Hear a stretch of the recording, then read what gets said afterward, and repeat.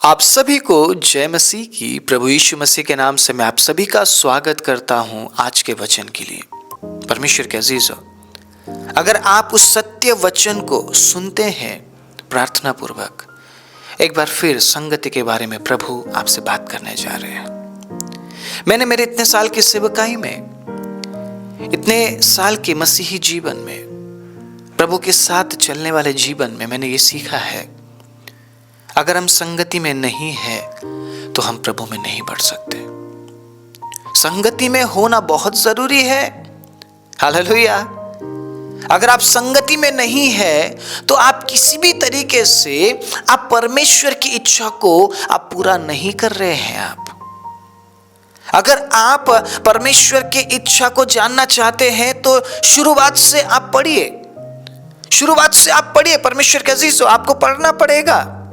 उत्पत्ति से लेकर परमेश्वर ने हमेशा जोड़ने का काम किया है और शैतान ने तोड़ने का काम किया है। उत्पत्ति से लेकर ही परमेश्वर संगति स्थापित करता रहा है और शैतान उसे तोड़ता रहा है, नाश करता रहा है। लेकिन फिर भी परमेश्वर ने शैतान को दंड नहीं दिया है। अभी तक शैतान को हमेशा के लिए खत्म नहीं किया है, क्योंकि वो जानता है समय आएगा। समय से पहले परमेश्वर कुछ नहीं करते हैं। आप कई बार सोचते होंगे ना, शैतान को परमेश्वर क्यों मौका दे रहे हैं? क्योंकि समय नहीं आया है उसके दंड पाने का। परमेश्वर के अजीजों, जब यीशु मसीह एक व्यक्ति से बात करते हैं जिसमें दुष्ट आत्माएं थी, तो पहले से ही वो दुष्ट आत्माएं डरी हुई थी यीशु को देखकर, और वो यीशु से कहने लगे, क्या प्रभु समय से पहले ही आप हमें दंड देना चाहते हैं? यीशु ने उसके सवालों का जवाब नहीं दिया, क्योंकि यीशु मसीह जानते थे समय नहीं आया है। परमेश्वर के अजीजों, जब समय आएगा, जो शैतान कर रहा है उसका दंड उसे मिलेगा। हम न्याय नहीं कर सकते, हमें नहीं करना है न्याय, लेकिन उसी जगह में हमें शैतान को भी आकर्षित नहीं करना है। कई बार हम सोचते हैं ना, मैं बहुत ज्यादा आत्मिक हूं तो मुझे किसी की जरूरत नहीं है। इस गलत फहमी में मत रहिए इस गलत फहमी में। मुझे इस गलत फहमी में नहीं रहना है। मैंने कई बार लोगों के साथ शेयर किया है, मैं प्रचार करता हूं, इसका मतलब यह नहीं कि मैं किसी के प्रचार को मैं ना सुनूं। अगर मैं दूसरों के प्रचार को मैं नहीं सुनूंगा तो मुझे उस प्रकाशन के बारे में कैसे पता चलेगा जो प्रकाशन प्रभु उन्हें दे रहे हैं। प्रभु अपने दासों को प्रकाशन देते हैं। जो प्रकाशन मुझे दे रहे हैं प्रभु, शायद वो प्रकाशन किसी और को ना मिले, और जो प्रकाशन उन्हें मिल रहा है वो प्रकाशन शायद मुझे ना मिले। इसीलिए हम एक दूसरे के प्रचारों को हम सुनते हैं और हम उत्साहित होते हैं। मैं प्रभु का धन्यवाद देता हूं प्रभु के दासों के लिए जिनके जरिए प्रभु मुझसे बात करता है। मैं धन्यवाद देता हूं प्रभु के वचन के लिए, जिस वचन के जरिए प्रभु आपसे बात कर रहा है जब मैं परमेश्वर के वचन को लेकर आ रहा हूं। परमेश्वर के अजीजों, मैं लालच देकर आपको मैं आपको अट्रैक्ट नहीं कर सकता हूं मैं, क्योंकि मेरे पास आपको देने के लिए कुछ भी नहीं है। मैं इस सत्य वचन को बांट रहा था इतने समय तक, और आगे भी मैं इसी काम को करूंगा, चाहे कुछ भी हो जाए। और मैं ये बताऊंगा, आप अकेले प्रभु में नहीं बढ़ सकते।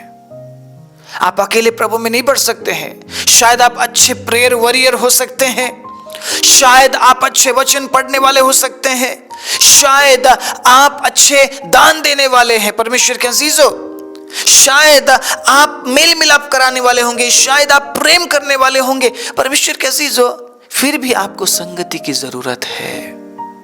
आपको संगति की जरूरत है। मैं आज दोबारा इस वचन को मैं लेकर क्यों आया हूं, इस टॉपिक को लेकर मैं क्यों आया हूं, क्योंकि ये जो समय है ना, लोग अकेले रहना चाहते हैं, अकेले जीवन बिताना चाहते हैं। मैं ये कहना चाहता हूं, अगर आप वाकई में आप अकेले रहना चाहते हैं, आप जंगलों में चले जाइए, आप किसी पहाड़ में जाकर आप रहने लग जाइए।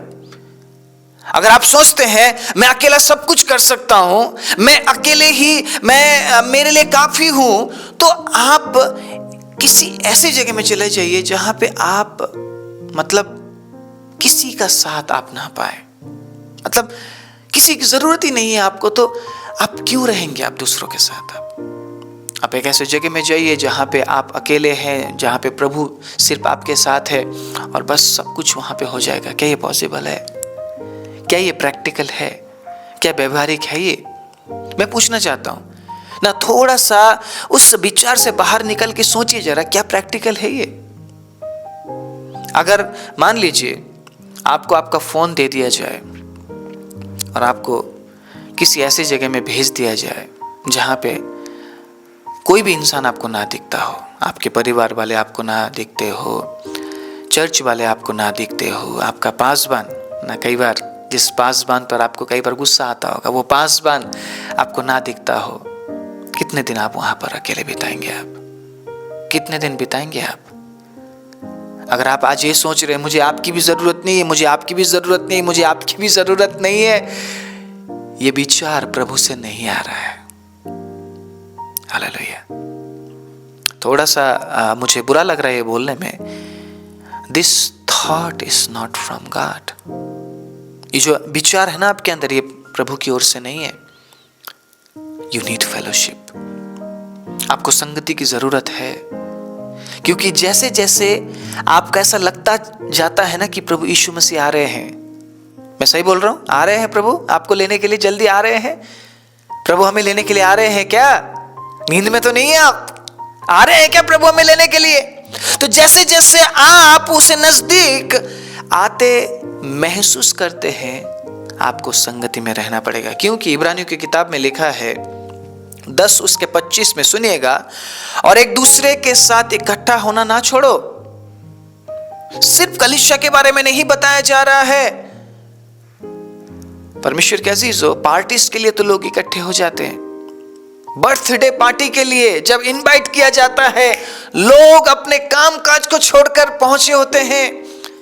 शादी के लिए जब इनविटेशन आता है लोग अपने काम काज को छोड़कर पहुंचे होते हैं, है ना।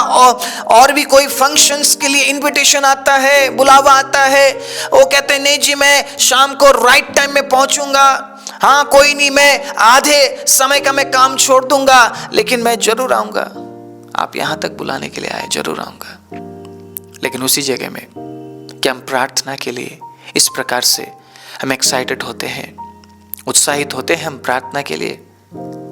क्या हम एक दूसरे को उत्साहित करते हैं, नहीं वहां प्रार्थना है जी, वहां जाना है? सोचिए इस बात को, अगर परमेश्वर के अजीजों आप किसी ऐसे इनविटेशन में है, बर्थडे पार्टी में है या वेडिंग में है, शादी में है, उसमें अगर यीशु मसीह आ जाए क्या होगा? अगर आप तैयार नहीं हैं, अगर यीशु मसीह आ जाए उस समय में, मैं ये बिल्कुल भी नहीं बोल रहा हूं कि हम हमेशा प्रार्थना में ही रहे, ये भी प्रैक्टिकल नहीं है ना। लेकिन इंपॉर्टेंस किसे दे रहे हैं हम? बर्थडे पार्टी को दे रहे हैं, शादी को दे रहे हैं, किसी और फंक्शन को दे रहे हैं, किट्टी पार्टी को दे रहे हैं, या मॉल में घूमने जाने की बात को हम इंपॉर्टेंस दे रहे हैं? हम किस बात को इंपॉर्टेंस दे रहे हैं? मैं ये बोलने की कोशिश कर रहा हूं हमारे पास हर बात के लिए समय है, संगति के लिए समय नहीं है। कई बार लोगों को समझा समझा के जो प्रभु के दास है वो फेड अप हो जाते, वो परेशान हो जाते, लेकिन लोग इस बात को समझते ही नहीं है। आपके मॉल में जाने से आप प्रभु को अधिक नहीं जान पाएंगे, आप शादी में जाने से नहीं जान पाएंगे, बर्थडे में जाने से नहीं जान पाएंगे, किसी किट्टी पार्टी में समय बिताने से आप प्रभु को नहीं जान पाएंगे, ज्यादा ट्रैवलिंग करने से आप प्रभु को नहीं जान पाएंगे। प्रभु को जानने के लिए परमेश्वर के अजीजों आपको संगति में उपस्थित होना पड़ेगा, आपको फेलोशिप में रहना पड़ेगा, और वो फेलोशिप संसारिक ना हो, आत्मिक फेलोशिप हो और प्रभु की महिमा हो, वहां पे वचन से सिखाया जा रहा हो। मैं ये कहना चाहता हूं 2 घंटे 3 घंटे 4 घंटे आप घूमने में बिता सकते हैं, लेकिन 1 घंटे की संगति के लिए आपके पास समय क्यों नहीं है? मैं किसी पर दोष नहीं लगा रहा हूं, लेकिन प्रॉब्लम कहां पर है उस बात को हमें विचारना पड़ेगा। हम क्यों उस प्रॉब्लम को हम सॉल्व नहीं कर रहे हैं? क्यों उस समस्या को हम सही नहीं कर रहे हैं? उस समस्या पर हम क्यों उलझे हुए हम जी रहे हैं? परमेश्वर के अजीजों, नो, हमें नहीं जीना ऐसे। मान लीजिए हम तैयार नहीं है, यीशु मसीह आ जाए, हम तो बर्थडे पार्टी करते रह जाएंगे, हम शादी में रह जाएंगे, हम छोड़ दे जाएंगे। इसलिए प्रभु के वचन में लिखा है ना, दो व्यक्ति एक ही जगह में काम कर रहे होंगे, एक उठा लिया जाएगा और दूसरा छोड़ दिया जाएगा। इसका मतलब क्या है कि जो दूसरा व्यक्ति है वो तैयार नहीं होगा। आप समझ रहे इस बात को? 50% मसीही लोग they are not ready, they are not ready. They are ready for weddings, they are ready for birthday parties, they are ready for shoppings, but they are not ready for fellowship. वो हर बात के लिए तैयार है, but they are not ready for fellowship, they are not ready for church. आप क्यों late होते हैं कलीसिया में? कलीसिया में पहुंचने के लिए आपके अंदर क्यों एक्साइटमेंट नहीं है आपके अंदर? आप क्यों उत्साहित नहीं होते कि नहीं मुझे जल्दी पहुंचना है, 5 मिनट पहले पहुंचना है, 10 मिनट पहले पहुंचना है? ये समस्या मैं सालों से देखता हुआ आ रहा हूं। इंडियन जो समय है बोलते हैं वो स्ट्रेचेबल टाइम है। 11 बजे बुलाओ तो 11:30 बजे लोग पहुंचते हैं। क्यों परमेश्वर के अजीजों? रेलवे स्टेशन में हम टाइम से पहले क्यों पहुंचते हैं? फिर फ्लाइट के लिए हम टाइम से पहले एयरपोर्ट में क्यों पहुंचते हैं? फ्लाइट के लिए तो हम 2.5 घंटे पहले जाकर हम बैठे रहते हैं।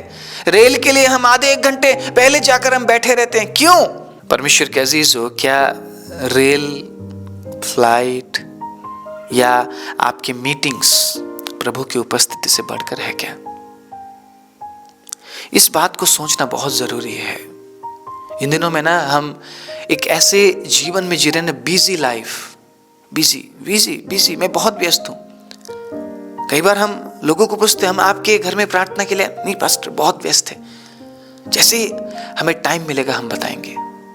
किस लिए जी रहे हैं आप जी क्यों रहे हैं? मुझे बताइए।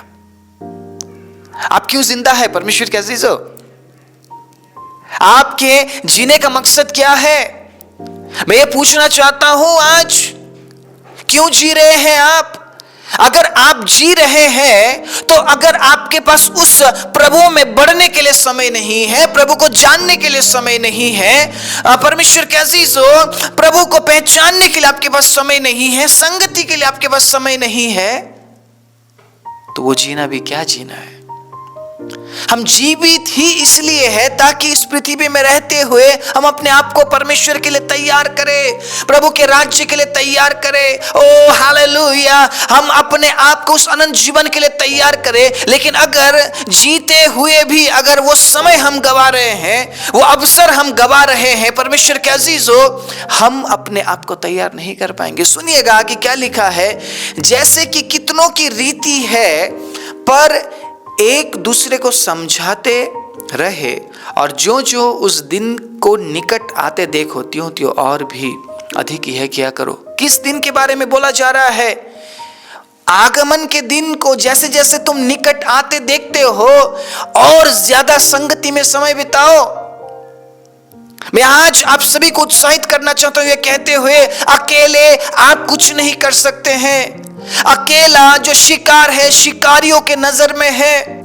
एक झुंड में जब भेड़ और बकरी को रखा जाता है, उसमें से एक भी भेड़ और बकरी अगर झुंड छोड़कर अलग हो जाती है तो परमेश्वर के अजीजों चरवाहा उसे मारता पीटता और फिर से वापस झुंड में लाता है, क्योंकि सुरक्षा झुंड में है। हालेलुया! आशीष फेलोशिप में है, संगति में है। अगर आप संगति से अलग हो जाएंगे तो वो जो आशीष जो परमेश्वर से मिलती है, जो चरवाहे से मिलती है, परमेश्वर के अजीजों, वो आशीष आपको नहीं मिलेगी। वो भलाई आप तक नहीं पहुंचेगी।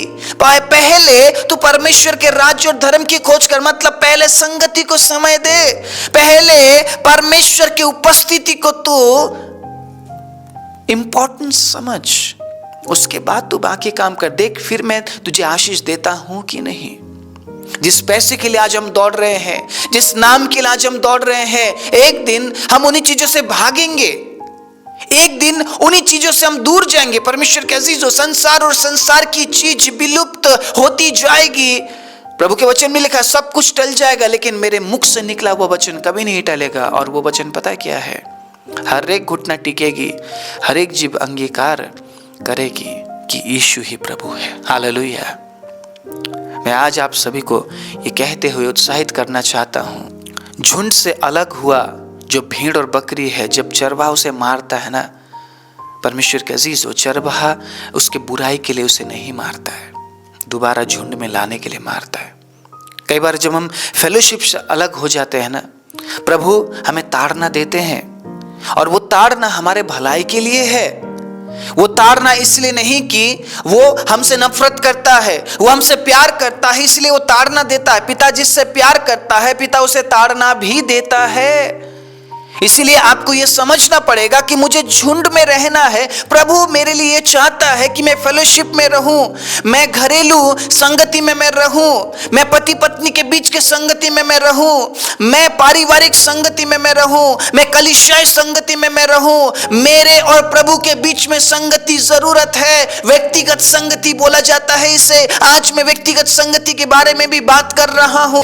आपके और आपके परमेश्वर के बीच में अगर संगति नहीं है तो आप ले रहे हैं प्रभु से, आप उससे क्या आप प्रेरणा ले रहे हैं? आप कुछ भी प्रेरणा नहीं ले पाएंगे। तो जब आप परमेश्वर से प्रेरणा नहीं ले पा रहे हैं तो आपको प्रेरणा कहां से मिल रही है? संसार से। लेकिन प्रभु के वचन में तो कुछ और लिखा है, संसार तुमसे बैर करेगा, और जब संसार तुमसे बैर करेगा, बैर रखेगा, तो समझ जाना कि संसार ने मुझसे भी बैर रखा है, क्योंकि तुम संसार के नहीं हो। हालेलुया। न ज्यादातर लोग फोन लैपटॉप्स के साथ टाइम बिताना पसंद करते हैं। काल्पनिक दुनिया से बाहर निकलना पड़ेगा, काल्पनिक दुनिया से बाहर निकलना पड़ेगा, विचारों की दुनिया से बाहर निकलना पड़ेगा। उसके बाद आपको पता चलेगा आपका परिवार भी है, आपके बच्चे भी है, आपके पति भी है, आपकी पत्नी भी है, परमेश्वर के अजीज आपके भाई बहन भी है, आपके कलीसिया के लोग भी है जो आपके लिए दिन रात प्रार्थना करते हैं, आपके पासवान भी है परमेश्वर के अजीजों जो आपके लिए प्रार्थना करते हैं, हम जैसे प्रभु के दास भी है जो आपके लिए वचनों को हम तैयार करते हैं, आपके लिए प्रार्थना करते ताकि आप प्रभु में बढ़े। हमारा मकसद ये है कि आप प्रभु में बढ़े, घनिष्ठता में आप बढ़े, परिपक्वता में आप बढ़े। और जब आप परिपक्वता में, प्रभु में आप बढ़ते हैं तो परमेश्वर के अजीजों आप संगति में भी बढ़ते, क्योंकि संगति में होने के वजह से ही आप परिपक्वता की ओर बढ़ते हैं। परमेश्वर के अजीजों, इस वचन को मैं और कंटिन्यू करना चाहता हूं। मैं तीसरे भाग में आपके बीच में और गहरी बातें मैं लेकर आना चाहता हूं, जिसके लिए मैं चाहता हूं कि आप मेरे लिए प्रार्थना करें, ताकि मैं उन तमाम बातों को आपके बीच में बांट सकूं जिन बातों को प्रभु आपसे कहना चाहता है। आइए अपनी आंखों को बंद करें। राजाओं के राजा, प्रभुओं के प्रभु, सर्वशक्तिमान जीवित दयालु परमेश्वर, मैं धन्यवाद देता हूं जितने लोगों ने आज फिर से एक बार संगति को महत्व दिया और अपने आप को तैयार किया कि वो संगति में वो रहेंगे, प्रभु फेलोशिप में रहेंगे। पिता, आप उनकी सहायता और मदद कीजिए। मैं एक बार फिर से आपके लोगों के जीवन में प्रभु में आपके चंगाई की, छुटकारे की, आपके संगति की, आशीष और बढ़ोतरी की घोषणा करते हुए प्रार्थना प्रभु यीशु मसीह के नाम से मांगता हूँ। आमीन।